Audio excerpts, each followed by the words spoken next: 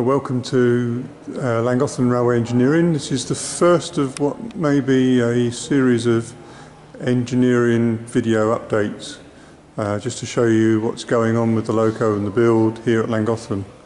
It's Thursday the 9th of June. Just come up for a standard look around, make sure everybody's happy and just make sure progress is progressing as we want. So we're standing at the back end of the engine at the moment. This is the back end of the tender, and you can see the new drag box, rear drag box here between the new inner frames at the back end of the tender. The rear beam has been removed. Unfortunately, it's shown quite a bit of corrosion at the back end of the frames. You can, on the outer frames, you can see there. If I zoom down onto the floor, the outer drag boxes, those bits there, are all cracked and corroded. So we've actually already made new drag boxes to go in at the back there. This corrosion at the back end here that's shown up on the dismantling, and a little bit of corrosion further down the frames that wasn't seen on the initial examinations, has meant that we've decided that we're actually going to replace the outer frames completely with new plate.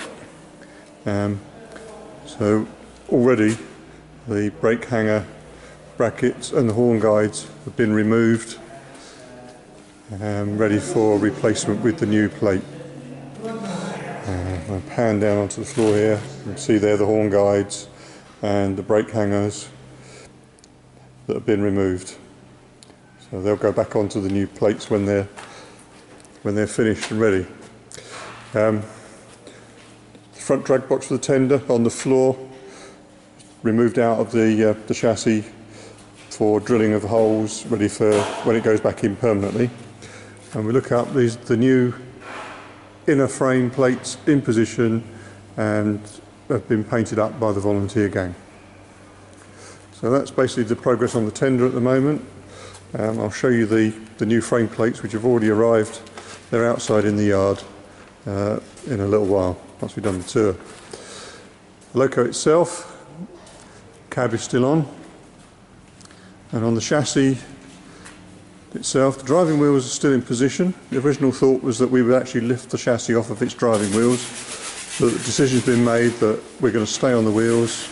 There's no real benefit to take them off. And underneath you'll see on the floor here a selection of pins and brackets and adjusters. This is for the springing gear. The springs have been trial fitted and found that the Jubilee pattern springs we had made, they're slightly long, so actually new springs are being made to the shorter Patriot pattern.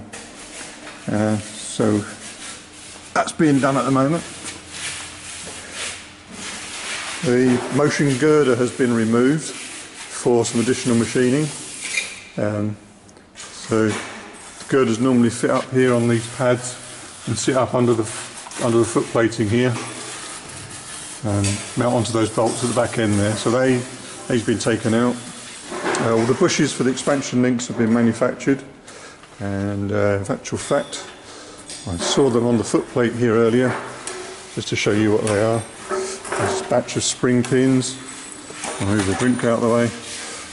There are some of the bushes, so they're the bushes that go in the motion girders. Right, back forwards down the engine. So cylinder in place, underneath the cylinder the bogie in position, and work in progress sanding down the bogie wheels.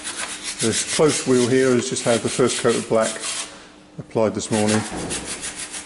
Rather hot here today, so it's going off quite quickly. So preparation work carrying on, rubbing down, ready for that first coat of black to go on. Across the front of the engine, inside cylinder in position. The liners for the cylinder bores are now machined, and work is in progress to get those fitted. So bogie the other side, again with the wheels now in preparation for having that first coat of black applied. In front of the engine, the smoke box is on the floor, having been removed, ready for work on the cylinder and the stretcher below it. And there's the motion girder. This is the left-hand side motion girder. So it's also been removed, ready for that little bit of machining work and drilling of the mounting holes for the expansion link bearings and pushes. Now what I'm going to try and do, if I can find a way through, is actually get underneath the engine. Excuse me while I scrabble down here. There we go.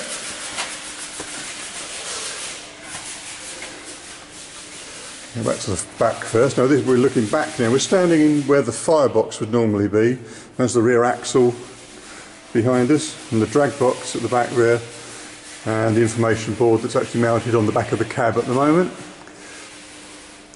Swing back, left hand frame plate. You can see the gloss finish there. And going forward, all the vermilion area in front of where the firebox goes.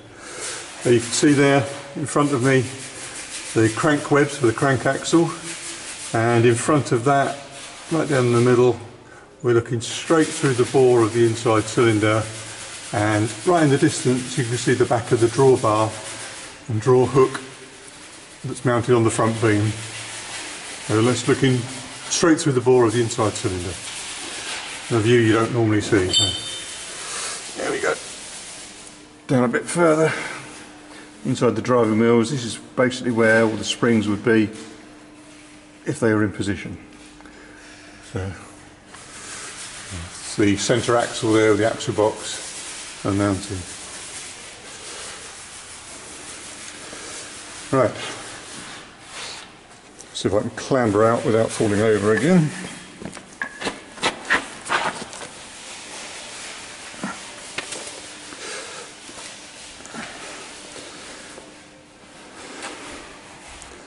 Quick look forward down the left hand side of the engine.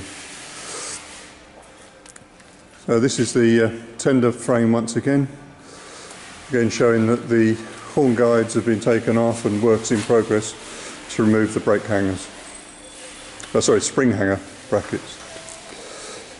And if we go outside the shed, these are new tanks for 5532, the Prairie tank being made at the moment. Connecting rods on the floor. We go out into the sunshine, into the yard. First thing we see are our tender wheels, all ready for going under loco when we're ready.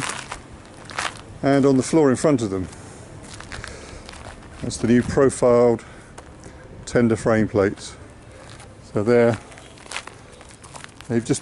were cut on Monday this week, delivered yesterday. They've got to be a little bit of machining work to do around the horn fitting areas, those slots there. The little tie bars at the bottom get cut through. They're just there at the moment to keep the plate stable. And then they're going to be shot blasted to get rid of the mill scale, dressed up on all the edges where they've been cut. And then work will start to fit the axle box, horn guides and the spring hangers and get them mounted onto the frames. Right, I think that's about it for the moment. Hopefully we'll have another progress update in a few weeks' time. Maybe even try and do one for Members Day. But thanks very much for watching. Don't forget, if you want any more information, just get on the website www.lmspatriot.org, where you can donate and help us carry on with the progress. Thank you very much.